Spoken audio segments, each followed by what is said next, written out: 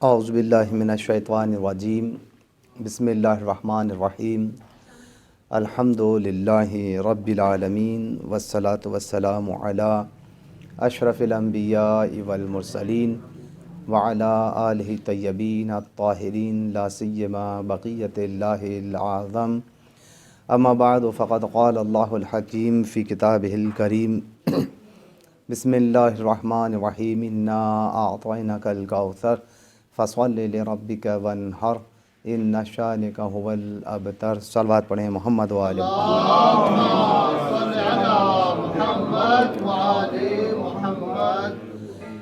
عزیزان محترم، سب سے پہلے تو میں آپ تمام مومنین کی جانب سے اور اپنی جانب سے حضرت صاحب العصر والزمان امام زمان علیہ الصلاۃ والسلام کی بارگاہ میں تبریک و تہنیت پیش کرتا ہوں اس مبارک دن کی، اور خود آپ کی بارگاہ میں بھی آپ سب کو اپنی جانب سے تبریک و تہنیت پیش کرتا ہوں، اور مجھے مسرت محسوس ہو رہی ہے کہ اس عظیم دن کی مناسبت سے ہم جشن منانے کے لیے یہاں پر جمع ہوئے ہیں۔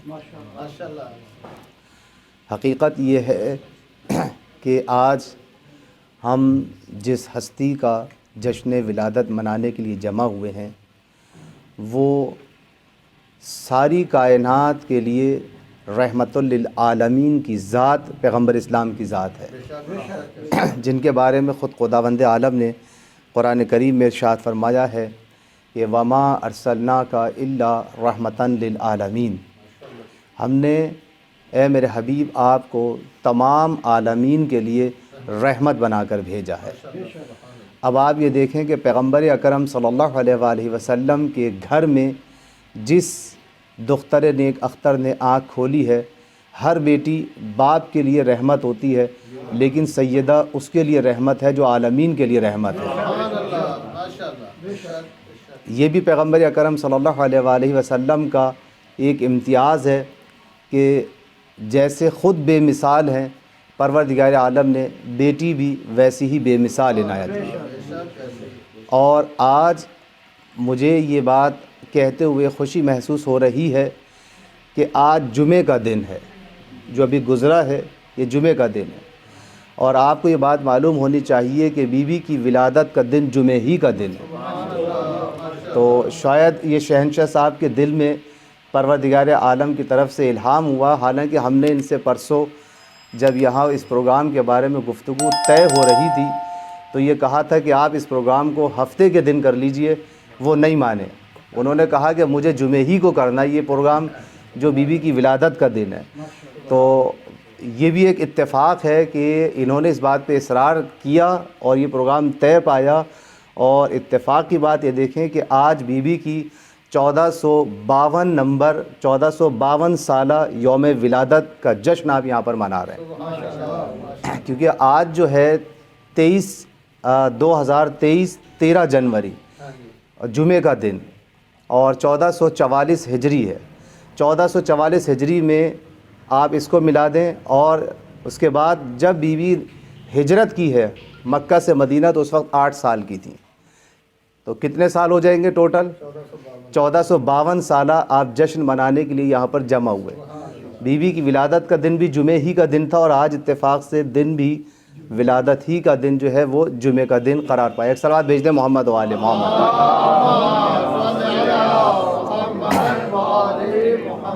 تو اسی مناسبت سے جس سورہ مبارکہ کا میں نے آپ کے سامنے انتخاب کیا ہے اور اس کی تلاوت کرنے کا شرف حاصل کیا، اگر آپ کی سماعتیں میرے ساتھ رہیں تو میں انشاءاللہ چاہوں گا کہ چند کلمات انہی آیات کے بارے میں آپ کے سامنے بیان کر دیے جائیں۔ سب سے پہلے تو یہ دیکھا جائے کہ پروردگار عالم نے قرآن کریم میں اس سورے کو کیوں نازل کیا، شان نزول کیا ہے، کیونکہ ہم جب صورتوں کے اوپر نظر ڈالتے ہیں، علوم قرآن کا ایک مکمل ٹاپک ہے تفسیر میں، خاص طور پر کہ جو بھی مفسر تفسیر لکھتا ہے تو اس وقت تک وہ تفسیر مکمل نہیں ہوتی جب تک کہ وہ اپنی تفسیر میں شان نزول سے استفادہ نہ کرے، اس لیے کہ قرآن کی تفسیر مکمل ہو ہی نہیں پاتی ہے جب تک کہ اس کے ہم شان نزول پر نگاہ نہ رکھیں۔ اس لیے کہ بہت سارے واقعات قرآن کی تفسیر سے متعلق، قرآن کی تفسیر سے ریلیٹڈ جتنے بھی واقعات ہیں ان کا ذکر جو ہے وہ شان نزول میں موجود ہے۔ بہت ساری آیات کسی سبب کی وجہ سے نازل ہوئی ہیں، بہت ساری آیات کسی کی شان میں نازل ہوئی ہیں، کسی کی منقبت میں نازل ہوئی ہیں، کسی کی منقصت کو بیان کر رہی ہیں۔ تو یہ جاننے کے لیے کہ یہ سورہ مبارکہ کیوں نازل ہوا، کس وجہ سے نازل ہوا، کس موقع پر نازل ہوا، اس سورے کے بیرونی، اگر اس سورے کے اوپر ہم ایک بیرونی نظر ڈالیں تو ہمیں یہ علوم قرآن کا ٹاپک کہلاتا ہے۔ پھر ہم آتے ہیں اس کی داخلی مضامین کے اوپر کہ خود سورے کے اندر محتویٰ کیا ہے، اس کے اندر میٹر کیا بیان ہوا ہے، گفتگو کیا ہو رہی ہے سورے کے اندر۔ اور پھر اگر آپ اس سورے کے اوپر ایک اور نگاہ ڈالیں کہ جو آپ پورے قرآن کے اوپر نگاہ ڈالتے ہیں وہ یہ ہے قرآن کی اعجازی شان کہ خداوند عالم نے قرآن کریم کو معجزہ بنا کے نازل کیا۔ اگر قرآن کریم پورے کا پورا معجزہ ہے تو آپ یہ دیکھیں گے قرآن کا ہر سورہ جس طرح سے پوری کتاب معجزہ ہے، اسی طرح سے قرآن کا ہر سورہ معجزہ ہے۔ نہ صرف یہ کہ قرآن کا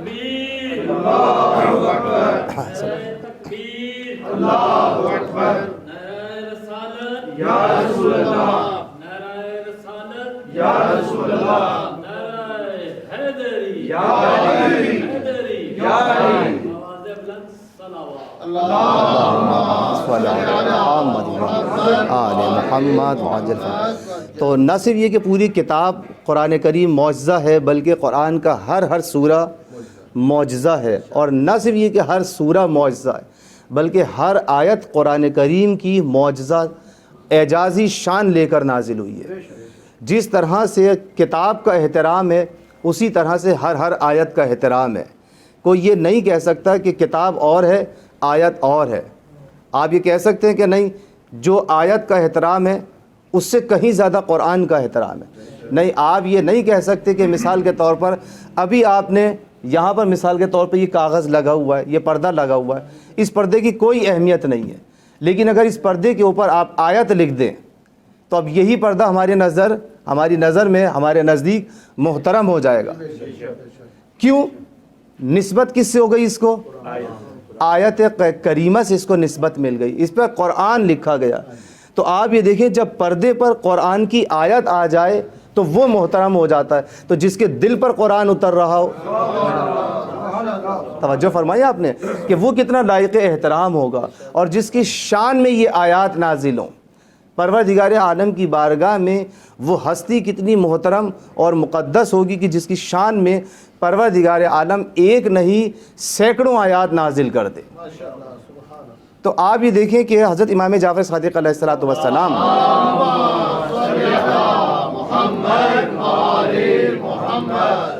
مولا فرماتے ہیں کہ اس سورے کی شان کے بارے میں کہ اس کی فضیلت کیا ہے، کہ اگر کوئی شخص اس سورے کو نماز واجب میں یا مستحب نمازوں میں اگر اس سورے کو پڑھتا ہے سورہ حمد کے بعد، تو پروردگار عالم اسے روز حشر قیامت کے دن جب اسے جنت میں بھیجے گا تو پروردگار عالم اسے حوض کوثر سے سیراب کرے گا۔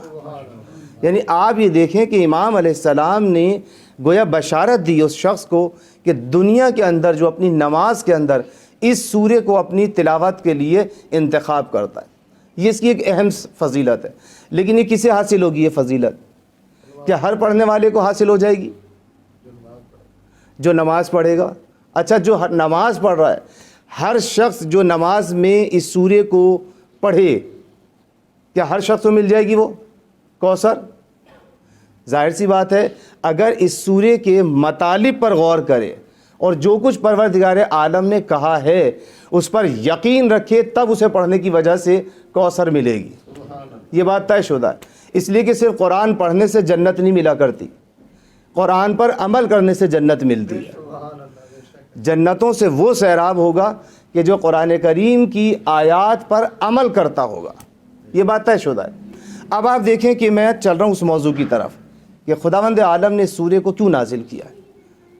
یہ بات آپ سنتے رہتے ہیں، لیکن ہو سکتا ہے کہ شاید کوئی نیا رخ آپ کے سامنے ان کلمات میں آپ کے سامنے پیش ہو جائے، کیونکہ بہت سارے افراد ایسے ہوتے ہیں کہ جن کے پاس ٹائم نہیں ہوتا مطالعہ کرنے کا، اسٹڈی کرنے کا، وہ انہی ممبر کے ذریعے، انہی محافل کے ذریعے، مجالس کے ذریعے، انہی بزم ادب کے ذریعے بہت ساری چیزیں سیکھ لیتے ہیں اور سن لیتے ہیں۔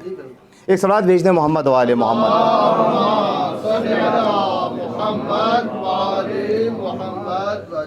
تو آپ یہ دیکھیں کہ سورہ کا نزول انا اعطیناک کل کوثر خود بتا رہا ہے کہ یہ کوثر جو ہے پروردگار عالم نے جو بات کہی ہے کہ ہم تمہیں کوثر عطا کر رہے ہیں، اے میرے حبیب ہم نے تمہیں کوثر عطا کی ہے۔ یہ کوثر کیا چیز ہے؟ یہ کیوں عطا ہو رہی ہے کوثر پروردگار عالم کی طرف سے؟ تو آپ دیکھیں جتنی تاریخیں اس سلسلے میں نقل ہوئی ہیں، جتنی شان نزول کی روایات آپ پڑھیں، ان میں سب میں یہ بات متفقہ طور پر ہے کہ پیغمبر اکرم صلی اللہ علیہ وآلہ وسلم کو مشرکین مکہ اور جتنے دشمن تھے وہ برا بھلا کہتے تھے۔ کس بات پر تانے دیا کرتے تھے؟ کہ ان کے کوئی بیٹا نہیں ہے، ان کے کوئی ولادت نہیں ہونے والی، ان کے کوئی بیٹا نہیں ہے، لہٰذا یہ دنیا سے لاولد چلے جائیں گے۔ اور جو شخص لاولد دنیا سے چلا جاتا ہے اسے عربی میں منقطع النسل یعنی ابتر کہتے ہیں۔ ابتر اس شخص کو کہا جاتا ہے کہ جس کی نسل منقطع ہو جائے۔ اب آپ دیکھیں کہ ماجرا کس طریقے سے پیش آیا۔ اگر آپ کی توجہ میری طرف ہو تو میں کچھ تاریخی پس منظر پیش کروں آپ کے سامنے، تاکہ توجہ بھی ہوتی رہے، فضائل بھی ہوں اور ایک تاریخ کا رخ بھی آپ کے سامنے پیش ہوتا رہے۔ جناب خدیجہ سلام اللہ علیہا ملکۃ العرب ہیں، اور ان کے پاس جو دولت ہے ساری دولت لے کر کس کی خدمت میں آ گئی ہے؟ سرکار دو عالم صلی اللہ علیہ وآلہ وسلم کی خدمت میں حاضر ہو گئی ہے۔ اور بلکہ جسے یوں کہا جائے کہ دنیا کی رسموں کو توڑا ہے انہوں نے۔ رسم کیا تھی عربوں کے اندر کہ رشتہ جب جائے گا تو کس کی طرف سے جاتا ہے؟ آج بھی یہی رسم ہے تقریباً کہ رشتہ جاتا ہے تو لڑکے والوں کی طرف سے جاتا ہے، لیکن جناب خدیجہ سلام اللہ علیہا نے، ملکۃ العرب نے اس رسم کو توڑا اور کہا کہ دیکھو اگر انسان خالصتاً ایمان کی طرف رغبت پیدا کرتا ہے تو یہ ضروری نہیں ہے کہ لڑکے کی طرف سے رشتہ آئے۔ اگر لڑکی بھی با ایمان ہے اور لڑکا بھی با ایمان ہے تو اگر لڑکی والوں کی طرف سے اگر رشتے کی ابتدا ہو جائے تو اس میں کوئی قباحت کی بات نہیں ہے۔ کیوں؟ اس لیے کہ ادھر بھی ایمان کامل ہے اور ادھر بھی ایمان کامل ہے۔ کوئی کہہ سکتا کہ پیغمبر اسلام کی طرف سے رشتہ جاتا تو جناب خدیجہ رد کر دیتی؟ حالانکہ آپ دیکھیں کتنے بڑے بڑے عرب کے رشتے آئے ہیں بی بی کے پاس، جناب خدیجہ سلام اللہ علیہ کے پاس عرب کے بڑے بڑے تجار نے رشتہ دیا، لیکن آپ نے رد کر دیا۔ کیوں؟ وجہ کیا تھی؟ کیا وہ تاجر نہیں تھے؟ کیا وہ عرب کی سربر آوردہ شخصیات نہیں تھی؟ یقیناً تھیں۔ پھر جناب خدیجہ کیوں انکار کر رہی تھی؟ اور ایسے ایسے افراد تھے جو جناب خدیجہ کی پوری تجارت کو سنبھال سکتے تھے، اور آپ نے دیکھا کہ جناب خدیجہ کی تجارت کا عالم یہ تھا کہ تاریخ یہ لکھتی ہے کہ 70 اونٹوں پر ان کا مال تجارت جاتا تھا۔ تو جس کی تجارت کا مال پورے عرب کے اندر پھیلا ہوا ہو اور مدینے سے لے کر شام تک ان کی تجارت کا چرچا ہو، اور ہر آدمی یہ چاہتا ہو کہ ان کی تجارت میں ہمیں حصہ مل جائے، ہم ان کے ڈیلر بن جائیں، آج کی زبان میں یہ ٹھیکہ ہمیں مل جائے، یہ کانٹریکٹ ہمیں مل جائے۔ کیوں؟ اس لیے کہ پروفٹ بہت زیادہ ہونے والا ہے۔ اور ایسے ایسے عرب کے لوگوں کی نگاہیں اس تجارت پہ جمی ہوئی تھی جناب خدیجہ کے مال کے اوپر، کہ اگر ہماری شادی ان سے ہو جاتی ہے تو پوری تجارت بھی ہم سنبھال لیں گے اور ہم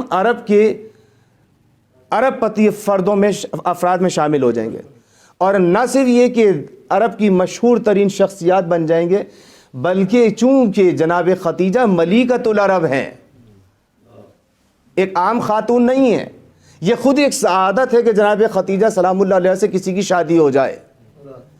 تو جب یہ سارے امتیازات، توجہ کیجیے گا، جب یہ سارے امتیازات یہاں جناب خدیجہ کی طرف پائے جاتے ہیں تو پیغمبر کی طرف سے رشتہ کیوں نہیں جاتا؟ دنیا والوں کی طرف سے رشتہ کیوں آتا ہے؟ کبھی آپ نے سوچا؟ اور اگر یہ ساری باتیں جناب ختیجہ میں موجود ہیں اور جناب ختیجہ دیکھ رہی ہیں کہ سب میری طرف رغبت پیدا کیے ہوئے ہیں، تو پیغمبر کو رشتہ دینا چاہیے، میں رشتے کی ابتدا کیوں کروں؟ یہ بھی سوچنے کی بات ہے نا کہ آخر کیا وجہ ہے۔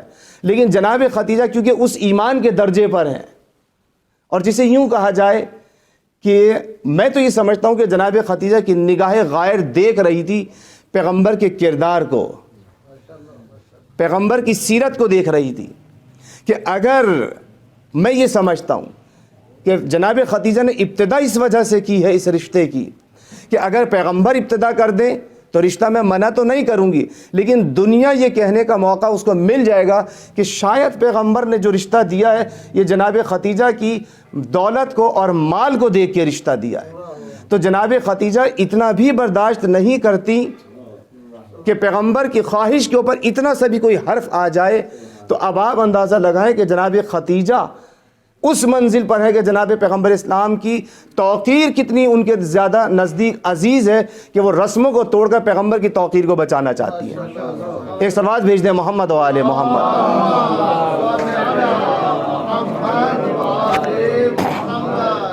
تو یہ بھی جناب ختیجہ کی ایک معرفت کا پہلو ہے جس سے یہ پتہ چلتا ہے کہ جناب ختیجہ سلام اللہ علیہ کو نبی کریم حضور سرور کائنات صلی اللہ علیہ وآلہ وسلم کی کتنی معرفت حاصل ہے کہ وہ یہ بھی نہیں چاہتی کہ کوئی میرے ولی کو، کوئی میرے سرکار کو، کوئی میرے تاج نبوت کو، کوئی میرے تاج رسالت کو کوئی یہ جملہ طنز کے طور پر بھی کہہ دے کہ نہیں جناب پیغمبر تو غریب سے غریب فرد تھے، انہیں ضرورت تھی ایک سہارے کی، اس لیے پیغمبر نے رشتہ دے دیا۔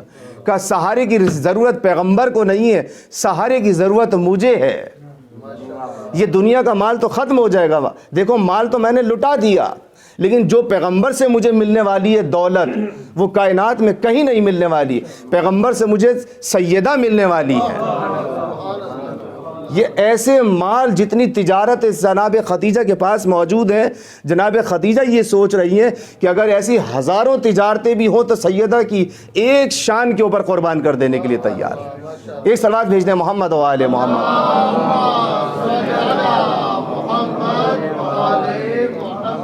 تو اب جہاں پر ماحول ایسا ہو کہ ہر فرد یہ چاہتا ہو کہ ان سے رشتہ ہمارا ہو جائے، نہیں ہوگا تو کیا ہوگا؟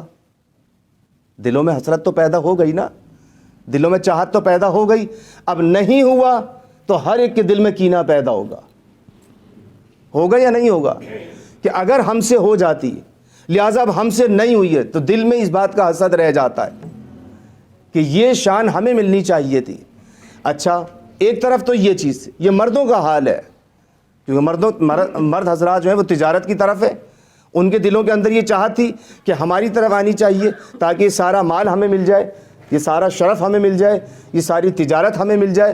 اور ادھر خواتین کا کیا ہے؟ خواتین یہ سوچ رہی ہیں کہ انہوں نے ہمارے مردوں کو ٹھکرا دیا، توجہ ہے نا، انہوں نے ہمارے مردوں کو ٹھکرا دیا، اور حد یہ ہے کہ یہ اس سے جا کے مل گئی ہیں کہ جو ہمارے خداؤں کو بھی برا کہتا ہے۔ توجہ ہے آپ کی؟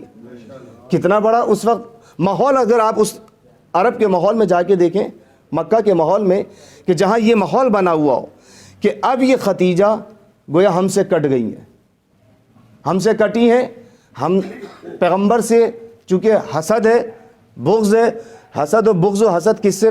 جناب ختیجہ سے نہیں ہے، جناب ختیجہ سے تو محبت تھی، یہ چاہتی تھی کہ ہماری طرف آ جائے، ہمارے خاندان میں آ جائیں، ہمارے مذہب میں آ جائیں، ہماری قوم میں آ جائیں، ہمارے قبیلے میں آ جائیں، ہمارے خاندان میں آ جائیں تو ہمارا وقار بڑھ جائے گا۔ نہیں آئی ہیں تو اب حسد خواتین کے دلوں میں بھی پیدا ہوا، عورتوں کے دلوں میں بھی پیدا ہوا۔ اور آپ کو پتہ ہے کہ خواتین چاہے مرد حسد کا مظاہرہ کریں نہ کریں، لیکن خواتین اپنے فرض منصبی سے کبھی باز نہیں آتی ہیں، آپ دیکھیں کہ اکثر گھروں کے اندر صبح کو ناشتے سے فارغ ہوئے شوہر حضرات اپنی ڈیوٹی پر چلے گئے اور خواتین اپنی چادر اٹھائی اپنے فرض منصبی کو ادا کرنے کے لیے، اس گھر میں اس گھر میں اس گھر میں، ادھر کی ادھر لگائیں گی ادھر کی ادھر لگائیں گی، ادا کر کے 2 گھنٹے کے اندر جو آپ 2 سال میں نہیں کر پاتے ہیں وہ 2 گھنٹے میں سب کچھ کر کے آ جاتے ہیں۔ ہوتا نہیں ہوتا؟ اب آپ 2 دن کے بعد آپ کو نتیجہ ملتا ہے کہ ان کے گھر میں لڑائی ہو گئی، ان کے گھر میں فرنیچر پہ لڑائی ہو گئی، ان کے گھر میں تنخواہ کے اوپر لڑائی ہو گئی، ان کے گھر میں بیڈ شیٹس کے اوپر لڑائی ہو گئی، پردوں کے اوپر لڑائی ہو گئی۔ جناب یہ کیسے؟ کیوں؟ اس لیے کہ آپ کی زوجہ گئی تھی اور اپنا فرض منصبی ادا کر کے آ گئی۔ اندازہ لگایا؟ تو جہاں حسد اس طریقے سے پنپتا ہو خواتین کے اندر، تو جہاں سارے منصب ملنے والے ہوں، یہاں تو کچھ ملنے والا بھی نہیں ہے تو اتنا حسد پیدا ہوتا ہے۔ تو جہاں سارے شرف مل رہے ہوں، جہاں ساری دولت مل رہی ہو اور وہ دولت ہاتھ سے نکل جائے، تو اب آپ دیکھیں اس معاشرے کے اندر کتنا حسد پیدا ہوا ہوگا۔ یہی وجہ ہے کہ عورتوں کے ذہن کے اندر دیکھیں، آپ کی عورت اگر آپ شریف النفس انسان ہیں، آپ ایک باشرف انسان ہیں، آپ کی اہلیہ آپ کے ساتھ زندگی گزار رہی ہے، تو دوسروں کے دلوں کے اندر یہ حسرت رہ گئی کہ میری بہن سے کیوں نہ ہو گیا ان کا رشتہ، اور بہن کو تو چھوڑو مجھ سے کیوں نہ ہو گیا۔ ہوتا نہیں ہوتا؟ حد، یعنی اس معاملے میں عورتیں اتنی حسد کرتی ہیں کہ حد یہ ہے کہ وہ اپنی بہن کو بھی برداشت نہیں کرتی۔ جہاں محبت کی بات آ جائے، جہاں شرف کی بات آ جائے، جہاں منصب کی بات آ جائے، تو اب آپ دیکھیں کہ ایسے ماحول کے اندر جناب ختیجہ کو کتنے خطرناک ماحول سے دوچار ہونا پڑے گا کہ پورے معاشرے سے کٹ گئی ہیں۔ یہی وجہ ہے کہ آپ دیکھیں عورتوں کے دل کے اندر یہ حسرت پیدا ہو جاتی ہے کہ کاش یہ میرے راستے سے کیوں نہ ہٹ گئی۔ ہوتا نہیں ہوتا؟ اگر یہ ہٹ جاتی تو ہم آ جاتے اس کی جگہ پر، یہ مر کیوں نہ گئیں، یعنی عورتوں کے دلوں کے اندر یہ حسرت پیدا ہو گئی ہوگی کہ یہ پیغمبر کے ساتھ مل گئی اور سارا خزانہ اپنا لے کر، لاکھوں درہم کروڑوں درہم لے کر یہ پیغمبر کی خدمت میں جا پہنچی ہے۔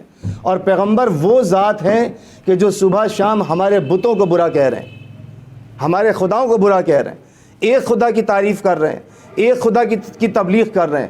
آخر یہ عورت کہاں سے آ گئی معاشرے کے اندر جس کی وجہ سے پیغمبر کو اتنی طاقت مل گئی ہے؟ یعنی وہ غریب انسان، وہ یتیم عبداللہ کہ جس کو معاشرے میں کوئی جانتا نہیں تھا، یہ دولت ختیجہ کا کرم ہے جناب ختیجہ کا کہ اتنی دولت لے کر آئی ہیں کہ آج پورا سماج عرب پیغمبر کے قدموں میں آ گیا ہے۔ یعنی آپ یہ دیکھیں کہ جن کے گھروں میں کھانے کو نہیں تھا وہ یہاں کے دسترخوان پہ کھا کھا کے غنی بن گئے۔ یعنی اتنی ختیجہ نے دولت لوٹائی ہے جناب ختیجہ نے۔ تو اب آپ دیکھیں کہ لوگوں کے دلوں میں حسرت پیدا نہیں ہوگا تو کیا ہوگا؟ یہ دلوں کے اندر حسرت رہی کہ کاش یہ مر جائیں، ان کا بائیکاٹ کر دیا جائے، ان کا سوشل بائیکاٹ کر دیا جائے۔ تو اب آپ یہ دیکھ لیں کہ ان سے ڈسٹینس کیا گیا، فاصلہ اختیار کیا گیا، اور نتیجہ کیا ہوا کہ اب ہم آپ سے نہیں ملیں گے، اب ہم آپ سے نہیں ملیں گے۔ ختیجہ تنہا رہ گئیں۔ ایسا ہی ہوا نا، عرب کے خاندانوں کے بیچ میں، مکہ کے شہر میں، مکہ کے محلے میں جناب ختیجہ تنہا رہ گئی ہیں۔ اور حد یہ ہے جب خواتین کو، محلے والیوں کو یہ بات پتہ چل گئی کہ نہ صرف شادی ہوئی ہے بلکہ اب ان کے گھر کے اندر ایک پھول بھی کھلنے والا ہے، تو کتنا حسد پیدا ہوا ان کے دلوں کے اندر کہ ہم تو سوچ رہے تھے کہ مر کیوں نہ گئیں، یہ تو نبوت کے گھر میں جا کر اور پنپ گئیں اور ان کے گھر کے اندر ایک پھول بھی کھلنے والا ہے۔ تو اب وہ سوچنے لگیں، آپس میں پلان یہ کیا خواتین کے اندر کہ خبردار کوئی ختیجہ کی مدد کے لیے نہیں جائے گا۔ بائیکاٹ کیا گیا باقاعدہ کہ اب یہ ایسی مرحلے میں داخل ہو گئی ہیں کہ جہاں ہر خاتون کو مدد کی ضرورت ہوتی ہے۔ ہوتا ہے نا؟ یعنی آپ یہ دیکھیں یہ وہ مرحلہ ہوتا ہے کہ جہاں ہر عورت کا دل پگھل جاتا ہے دوسری عورت کے لیے، یہ اتنا نازک مرحلہ ہوتا ہے۔ لیکن آپ دیکھیں کہ عرب کی عورتوں نے کیا کیا، مکمل طور پہ بائیکاٹ کر دیا۔ اب اگر یہ بلائیں بھی تو خبردار کوئی عورت ان کی مدد کے لیے نہیں جائے گی، بائیکاٹ کر دیا مسلسل، یہ خود ہی گھٹ گھٹ کے مر جائیں گی۔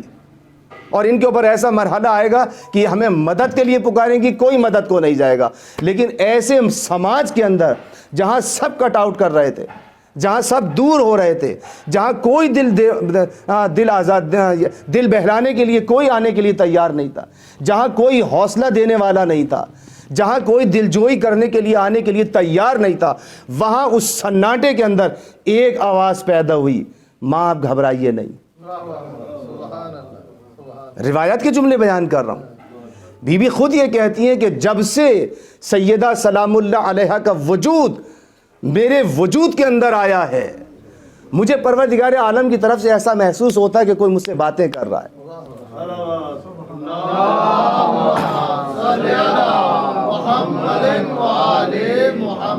کہ یہ وجود جب اس وجود کے اندر ظاہر ہونا شروع ہوا تو کیا آواز دی، ماں گھبرائیے نہیں۔ آپ کس کی ماں ہیں؟ فاطمہ زہرا کی ماں بن رہی ہے، آپ کو گھبرانے کی ضرورت نہیں ہے۔ جس نے فاطمہ زہرا کے اسباب مہیا کیے ہیں وہ آپ کی مشکل کو بھی دور کرے گا۔ اور یہ ایک دم محسوس ہوا جب جناب خدیجہ سلام اللہ علیہ کو، تو ایک دم متوجہ ہوئی اپنے پروردگار کی طرف کہ یہ سکون کیسا، یہ اطمینان کیسا، یہ دلجوئی کس نے کی ہے، یہ مدد کی آواز کس نے دی ہے۔ محسوس کر لیا کہ اچھا یہ پروردگار عالم کی طرف سے وہی آواز ہے کہ جیسے فاطمہ بنت اسد کے لیے خانہ کعبہ کی تنہائیوں میں،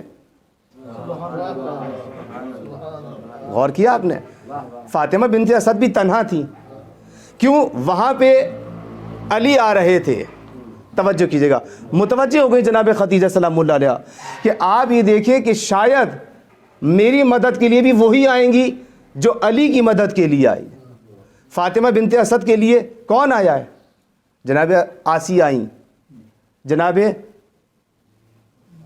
جناب مریم آئی ہیں، جناب آسیہ آئیں، جناب ہاجرہ آئیں، یعنی آسمانی خواتین مدد کے لیے آئی ہیں، اور جانتی ہیں کہ میری بیٹی کس کا کف بن کر آ رہی ہے۔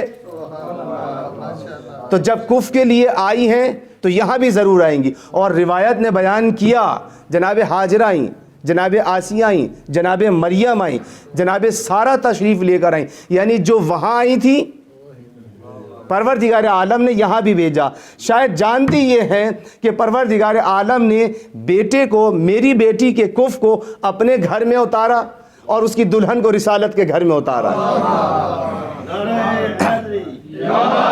ایک صلوات بھیج دیں محمد و آل محمد۔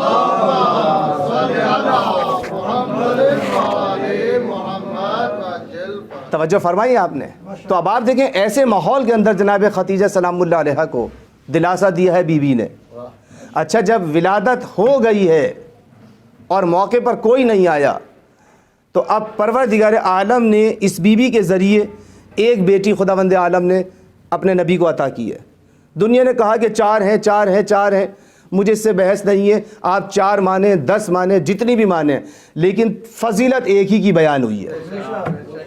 آیت تطہیر ایک ہی کے بارے میں ہے، آیت تطہیر ایک ہی کے بارے میں ہے۔ اور جہاں نشانات اگر ملتے ہیں، تم نے جس کا نشان مٹانے کی کوشش کی اس کا نشان اب بھی باقی ہے۔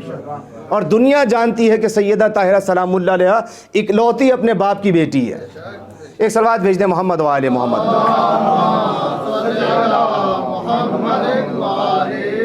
تو اب جب یہ گلشن کے اندر یہ پھول کھلا ہے تو بتائیے پیغمبر کے چہرے پر مسکراہٹ کے آثار نہیں آئیں گے تو کس کے چہرے پر آئیں گے؟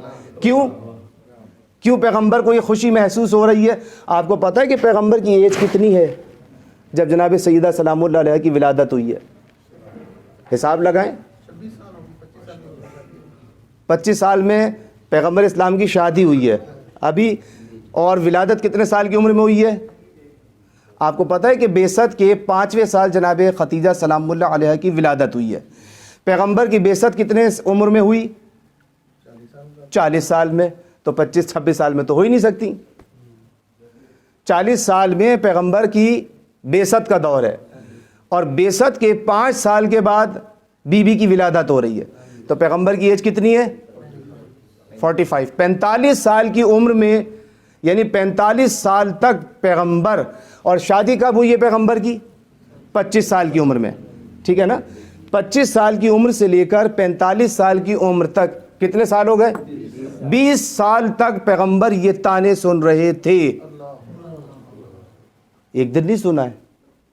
اس لیے میں نے آپ کو تاریخوں کا حساب لگوایا کہ پیغمبر کے اوپر آپ دیکھیں کتنا دل آزاری ہوتی ہے. مجھے اگر یہاں معاشرے کے اندر یہ کہہ دے کہ آغا صاحب آپ تو ایسے ہیں، تو مجھے پوری رات نیند نہیں آتی کہ سبزہ زار والوں نے مجھے یہ کہہ دیا.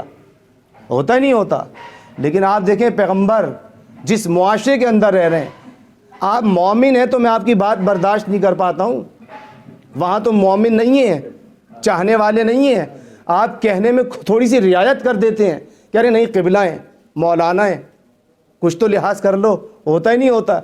لیکن جہاں خالصتاً دشمن ہو، جہاں خالصتاً آپ کو مٹانے کے در پر ہوں، تو آپ دیکھیں وہ طنز کے الفاظ، وہ تیشے، وہ نشتر چلاتے ہیں کہ جس سے دل چھلنی ہو کے رہ جاتا ہے.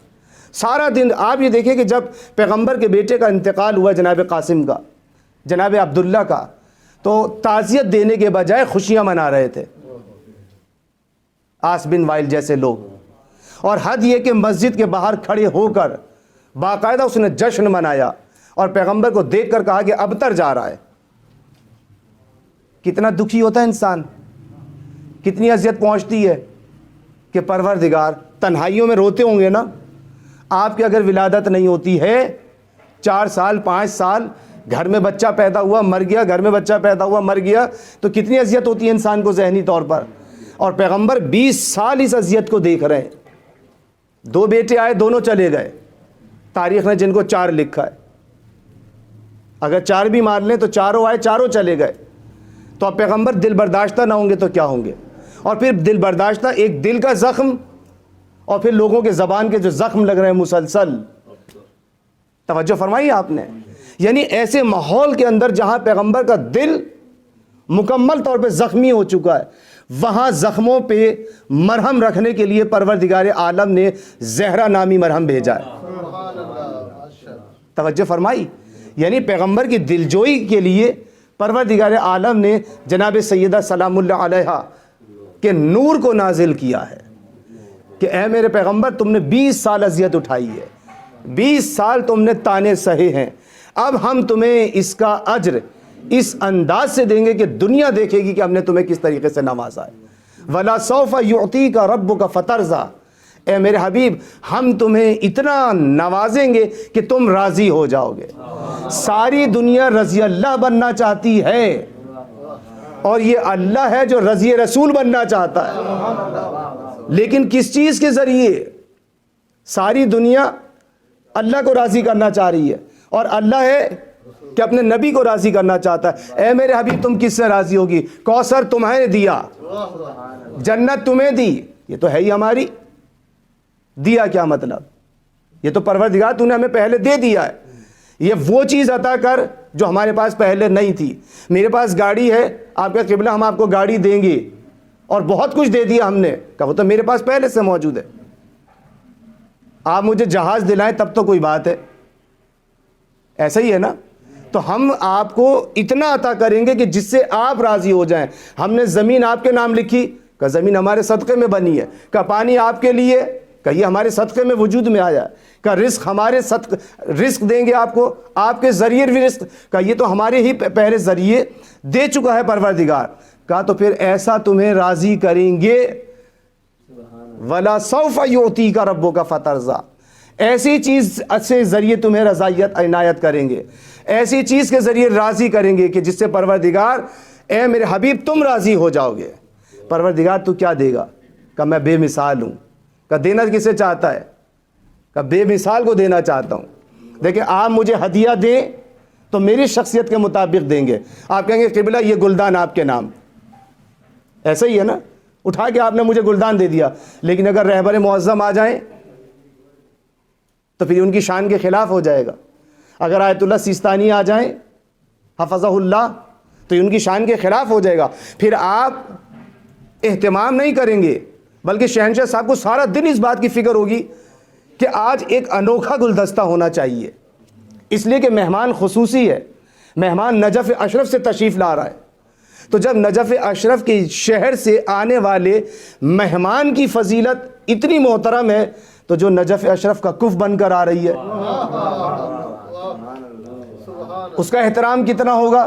پروردگار تو ایسا عطا کرے گا کہ دینا ایسے کو ہے کہ جو خود بھی بے مثال ہے، اپنی شخصیت کے مطابق دینا ہے، اس لیے کہ اگر جنت دے دوں تو یہ پیغمبر کی شان کے مطابق نہیں ہے، کوثر دے دوں اس لیے کہ آپ یہ دیکھیں، میں پہلے بھی بات بیان کر چکا ہوں کہ 26 اقوال مفسرین نے کوثر کے بارے میں لکھے ہیں۔ تفسیر کبیر کس کی تفسیر ہے؟ قبلہ ہم تو پڑھتے ہی نہیں ہے۔ تفسیر کبیر کس کی تفسیر ہے؟ علامہ فخر الدین رازی، اہل سنت کے بڑے عالم دین ہیں، اور 20 جلدوں پر یہ تفسیر ہے، بڑی مفصل تفسیر ہے، بہترین تفسیروں میں سے ایک تفسیر مانی جاتی ہے تفسیر کبیر۔ اور اس میں انہوں نے لکھا کیا ہے؟ یہ بات لکھی ہے، 26 اقوال لکھے ہیں اس کے اندر مفسرین کے، جن میں سے یہ لکھا ہے کہ کوثر بھی مراد ہے، پیغمبر کی جو ہے یہ لشکر بھی مراد ہے، فوج مراد ہے، ہم آپ کو کثیر لشکر عنایت کریں گے، ہم آپ کو کثیر حکومت عنایت کریں گے، ہم آپ کو کثیر فوجیں عنایت کر دیں گے، ہم آپ کو امت مسلمہ کثیر عنایت کریں گے۔ کہ یہ سب صحیح اپنی جگہ پر، لیکن پیغمبر کیا ان باتوں سے راضی ہو جائیں گے؟ اس لیے کہ آپ اگر ایمان لاتے ہیں تو اس میں پیغمبر کا کیا فائدہ ہے؟ فائدہ تو آپ کا ہے، جنت تو آپ کو ملنے والی ہے۔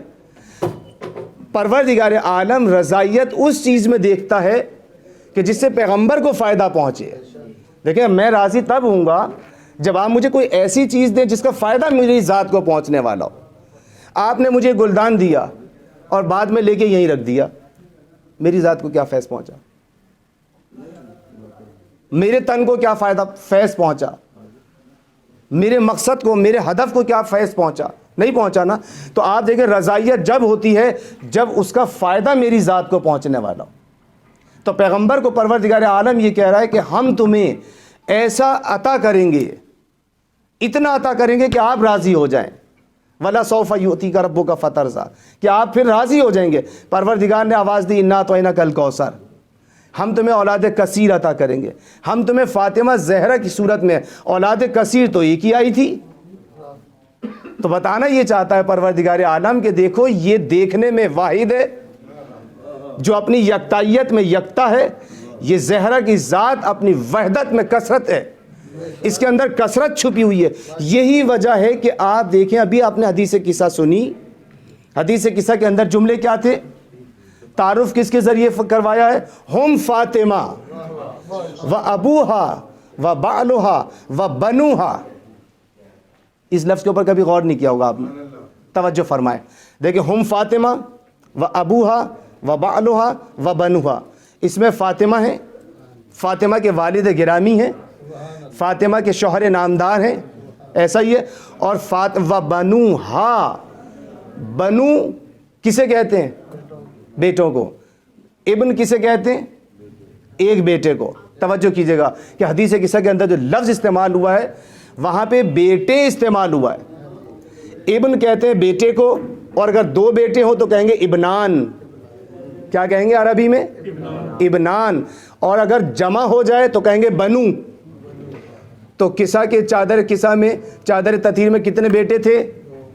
2 تھے۔ یہ بنو کا لفظ کیوں استعمال ہوا؟ یعنی بتانا یہ چاہتی ہیں جناب سیدہ سلام اللہ علیہا کہ دیکھو، میری نگاہ ان 2 بچوں پہ نہیں ہے، میں نے ان بچوں کو شامل کیا ہے جو مہدی تک آنے والے ہیں، اسی لیے لفظ بنو استعمال کیا ہے۔ صلوات بھیج دیں محمد و آل محمد۔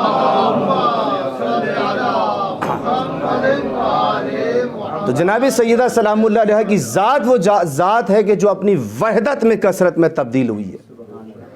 توجہ فرمائیں، اِنَّا أَعْطَيْنَاكَ الْكَوْثَرَ۔ اب دیکھیں یہ سورہ، ابھی میں اس سے آگے بڑھا نہیں ہوں، حالانکہ مجھے بہت کچھ پڑھنا تھا، میں نے بات کو اپنے مختصر کر دیا، اسی جگہ پہ روکا میں نے۔ یہ سورہ نازل ہوا، شان نزول کیا ہے کہ سارے عرب کے لوگ تانا دے رہے تھے کہ یہ ابتر ہیں، دنیا سے ابتر چلے جائیں گے۔ کس وقت تانا دیا؟ جب جناب نبی کریم صلی اللہ علیہ وآلہ وسلم کے دونوں بیٹوں کا انتقال ہو گیا۔ یہ اب جو چیز آئی ہے، دیکھیں جیسا سوال تھا نا، دنیا نے جو یہ بات کہی ہے، آپ یہ کہیں گے کہ قبلہ یہ جو 26 اقوال ہیں وہ بھی صحیح ہیں، اور یہ جو آپ بات کہہ رہے ہیں کہ جناب سیدہ سلام اللہ علیہ کی شان میں یہ آیت نازل ہوئی ہے، یہ سورہ نازل ہوا، یہ بھی صحیح ہے، اسے بھی صحیح مان لیں۔ میں نے کہا ٹھیک ہے، اچھا مانیے آپ، لیکن یہ بتائیے کہ دشمن کی طرف سے حملہ کیا تھا؟ ایسا ہی ہے نا، دیکھیں جیسا سوال ہوتا ہے نا جواب ویسا آتا ہے۔ اگر جواب ویسا نہ ہو تو بات منطق کے خلاف ہوتی ہے، ایسا ہی ہے نا، اصول کے خلاف ہوتی ہے۔ تانا کس بات کا دے رہے تھے؟ ابتر ہونے کا، یا یہ کہہ رہے تھے کہ بھائی ان کے مذہب پہ کوئی نہیں جائے گا؟ اسی بات کا تو ڈر تھا انہیں کہ کہیں ان کے مذہب پہ نہ چلے جائیں لوگ، تبھی تو بائیکاٹ ہو رہا تھا جناب خدیجہ کا، تبھی تو یہ شیبہ ابی طالب میں کیوں بھیجا گیا تھا؟ بائیکاٹ ہو رہا تھا نا اس لیے تاکہ لوگ نہ چلے جائیں۔ انہیں جو تانا انہوں نے دیا ہے، جو حملہ کیا نفسیاتی حملہ، وہ کیا تھا کہ ابتر ہوں گے، یہ دم بریدہ دنیا سے چلے جائیں گے، یہ لا ولد دنیا سے چلے جائیں گے، ان کا کوئی نام و نشان نہیں رہے گا، ان کا کوئی نام لیوا دنیا میں موجود نہیں ہوگا، ان کا کوئی وارث ان کا دنیا میں موجود نہیں ہوگا۔ تو اب اگر اللہ تعالیٰ کہے کہ ہم تمہیں جنت میں نہر دے رہے ہیں تو ابتر تو پھر بھی رہ گئے، ایسا ہی ہے نا، تو دشمن تو پھر بھی خوش تالیاں ہی بجاتا رہ جائے گا نا کہ دیکھو ہم نے تو یہ کہا تھا کہ ابتر جائیں گے، جنت کس نے دیکھی؟ جنت میں تو عمل کر کے کوئی بھی چلا جائے گا، نمازیں پڑھ کے جنت میں چلے جائیں گے، مثلا روزے رکھ کے جنت میں چلے جائیں گے، کوثر مل جائے گا، لیکن جو ہمارا تانا ہے وہ ثابت رہ گیا۔ تو پروردگار عالم کی ذمہ داری ہے کہ اپنے نبی کی توقیر بچانے کے لیے، عزت بچانے کے لیے دشمنوں کے سوال کا جواب اسی انداز سے دیا جائے جیسا سوال کیا انہوں نے۔ اگر تانا ابتری کا ہے تو جب تک اولاد نہ مل جائے تو یہ ابتری کا تانا ختم نہیں ہو سکتا۔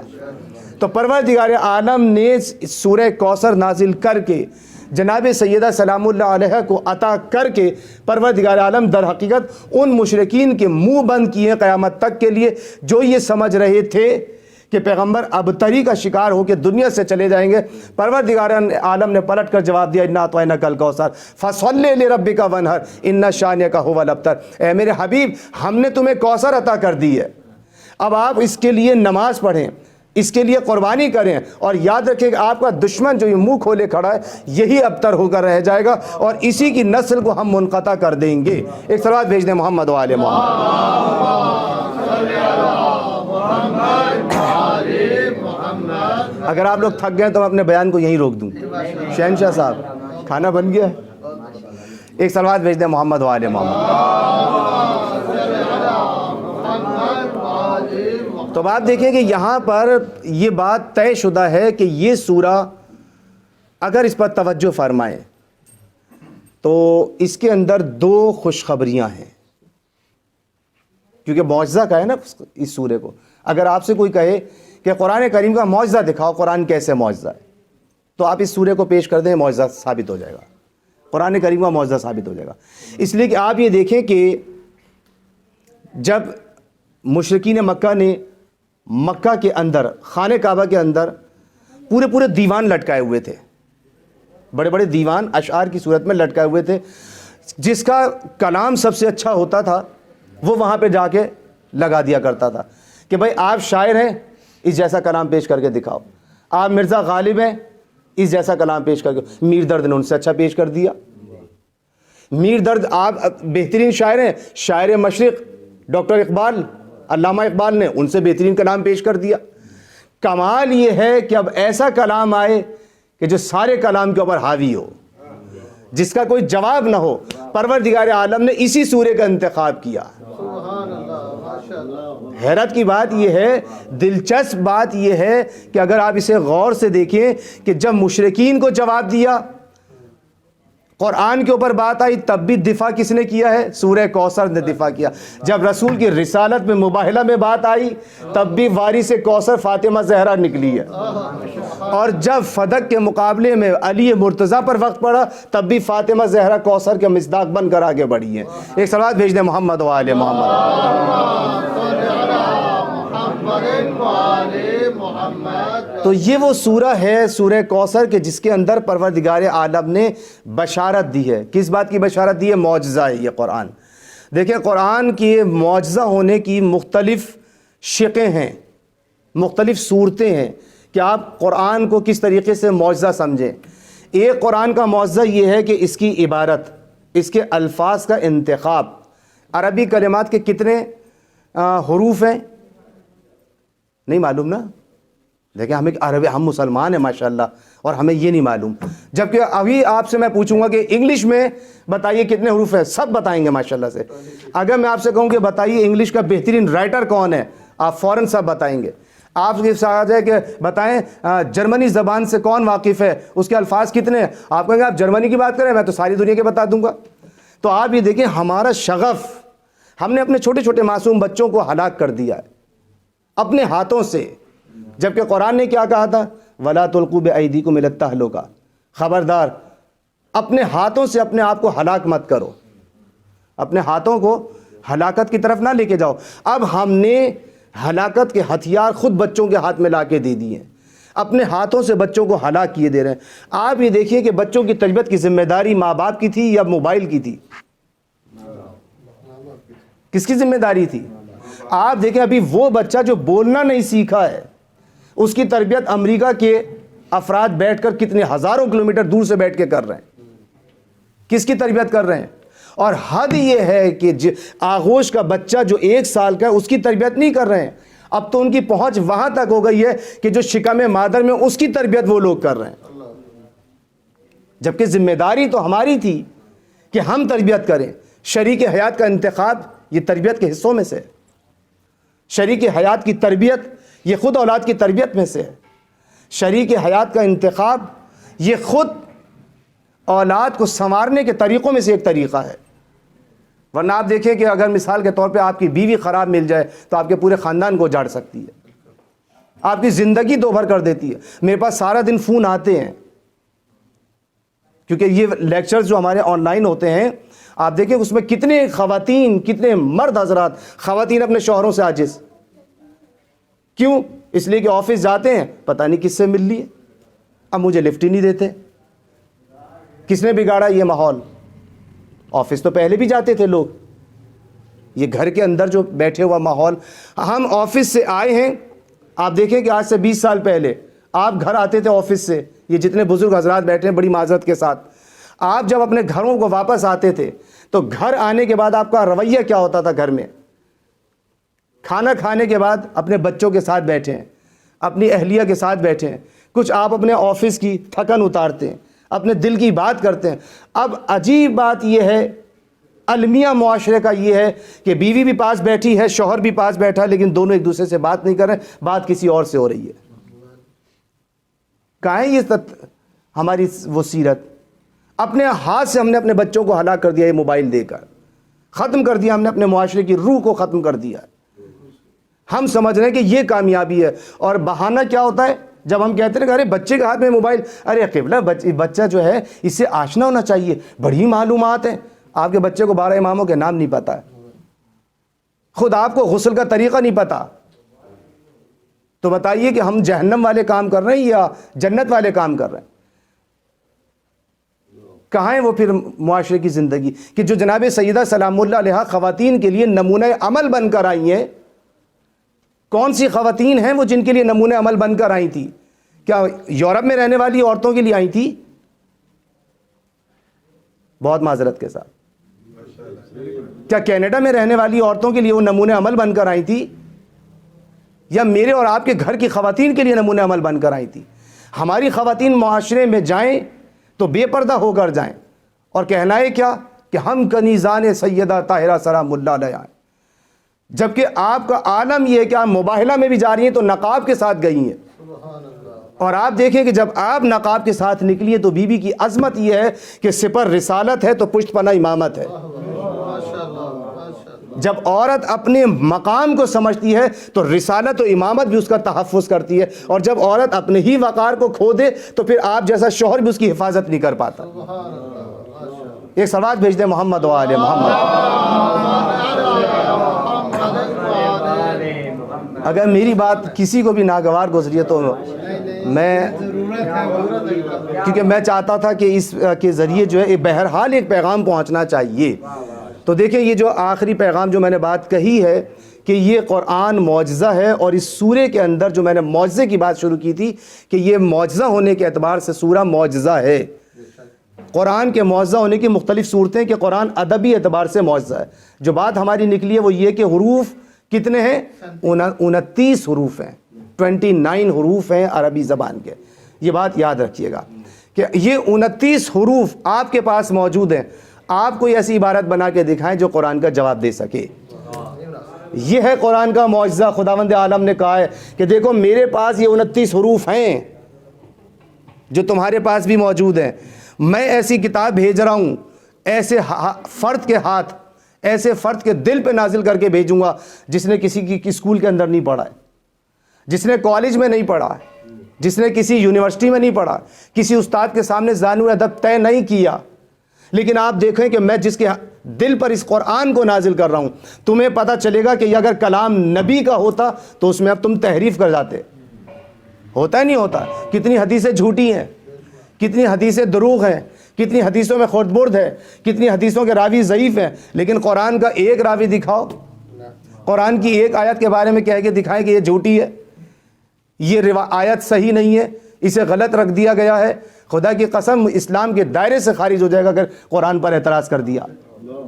تو یہ ہے قرآن کا معجزہ کہ 29 حروف کے ذریعے خداوند عالم نے اس کے گرد ایسے عصمت کے پہرے بٹھا دیے ہیں کہ کوئی باطل اس پر غالب نہیں آ سکتا. یہ ہے وہ 29 حروف کا معجزہ کہ تمہارے پاس بھی یہ 29 حروف ہیں، بنا کے دکھاؤ. پورا قرآن کی بات الگ ہے، ایک سورہ بنا کے دکھا دو. سورہ بہت دور کی بات ہے، ایک آیت بنا کے دکھا دو. اور اگر نہیں بنا سکتے تو پھر قرآن کے سامنے سجدہ ریز ہو کے دکھاؤ. نہیں ہوگے تو تمہارا ایمان خطرے میں پڑے گا، تم انسانیت کے دائرے سے بھی نکل جاؤ گے. یہ بات یاد رکھنے کی ضرورت ہے کہ قرآن ایسا معجزہ ہے کہ یہ معجزہ ہے. اور اسی معجزے نے اعلان کر دیا ہے کہ انا اعطیناک الکوثر، کہ ہم نے تمہیں کوثر عطا کی ہے. یہ بشارت تھی پیغمبر کو کہ ہم نے تمہیں کوثر دی ہے، اولاد کثیر عطا کی ہے. فخر رازی نے، جس کی کتاب کا میں نے نام لیا تھا اسی وجہ سے لیا تھا، کہ 26 اقوال نقل کرنے کے بعد کہتے ہیں کہ پیغمبر کا بہترین معجزہ یہ ہے، اور اس سورے کے اندر جس کی بشارت دی ہے کہ پیغمبر کی اولاد قیامت تک باقی رہنے والی ہے. آج بھی دنیا کے اندر 5 کروڑ سے زیادہ پیغمبر کی اولاد سادات کی صورت میں موجود ہیں. یہ قرآن کا معجزہ نہیں ہے تو کیا ہے؟ یہ قرآن کے غیب کی خبر ہے. قرآن کا ایک معجزہ یہ ہے کہ قرآن غیب کی خبریں دیتا ہے. یہ غیب کی خبر قرآن کریم نے دی ہے کہ اے میرے حبیب تمہاری اولاد باقی رہے گی. انا شانیہ کا هو الابتر، تمہارا دشمن منقطع ہو جائے گا. عاص بن وائل کا نہ کوئی بیٹا ہے، اب نہ کوئی اس کا نام لینے والا ہے، اس کی نسل بھی منقطع ہو گئی. بس پروردگار عالم نے بتایا کہ دیکھو جو ہماری راہ میں، اس سورے کا پیغام جو ہماری راہ میں پیغام لے کر بڑھتا ہے، ہم اس کی اولاد میں بھی برکت دیں گے، ہم اس کے کام میں بھی برکت دیں گے. اگر دنیا اس کی مخالفت پر اتر آئے گی تو ہم ہی اس کی حفاظت کریں گے. اس پہ نازل ہونے والے قرآن کی بھی ہم نے حفاظت کی ہے، اور اس کے دل کے اوپر اترنے والے قرآن کی بھی ہم نے حفاظت کی ہے. اس کے گھر میں نازل ہونے والی سیدہ طاہرہ کی حفاظت کی ذمہ داری بھی ہماری ہے. عصمت کے تہ پہرے ہم نے بٹھائے ہیں، اور اسی ایک بیٹی کے ذریعے ہم نے پیغمبر کی نسل کو قیامت تک کے لیے باقی رکھا ہے. ایک صلوات بھیج دیں محمد و آل محمد.